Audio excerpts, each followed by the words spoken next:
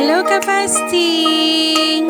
For today's video ay ang patingin si Fudang ng part 4. So pang-apat na po ito na video ko tungkol sa pagpapatingin po ni Papa.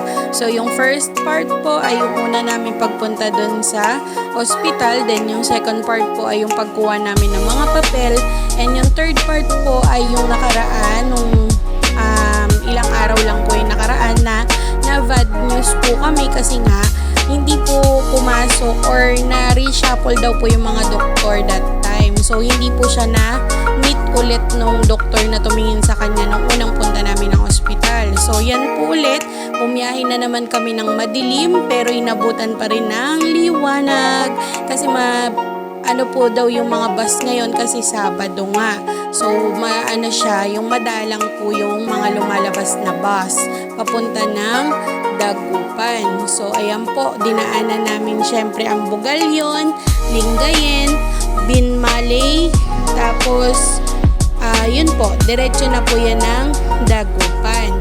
So, ilang bayan po yung dadaanan bago po kami makarating dun sa ospital, Pero syempre po, lahat yan ay parte po ng pagtsatsaga natin para naman po makaawas sa mga babayaran at sa mga kailangan bayaran po ng ospital or dun po sa sakali na pagpapa-opera po ni Papa. So ayan, nasa Dagupan na po kami and yan, nasa dulong bus po kami kasi nung time na yon dahil punuan na.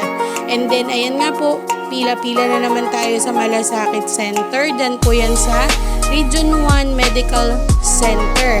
Tapos habang nakapila po ay na bad news na naman po kami dahil wala na naman po yung doktor ni Papa. Na-reshuffle na naman daw po pero ayun, may good news naman po na sinabi yung nurse. Then yung kanina po na papel dyan, yun po yung binibigay nilang stop para po sa mga bilang ng mga tao na pumipila. Para daw po sunod-sunod pa rin yung bilang ng mga tao pagdating dun sa mga clinic na pupuntahan nila. And then syempre po, magtsatsaga lang talaga tayo kasi nga po ito ay charity ward.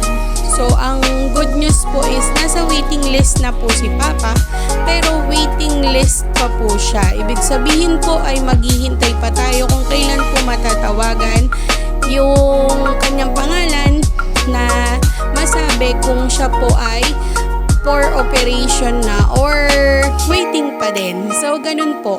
Bad news and good news siya in the same time kasi hindi na po kami babalik pero good news kasi nandyan pa rin naman po yung waiting list. So sabi ko na lang, Lord, kayo nang bahala kasi sa kanya na lang natin ibigay, Wala naman po tayong magagawa kung hindi pa tayo matatawagan agad or kung swerte at biyaya naman ibibigay at ibibigay din naman ni Lord yan sa atin.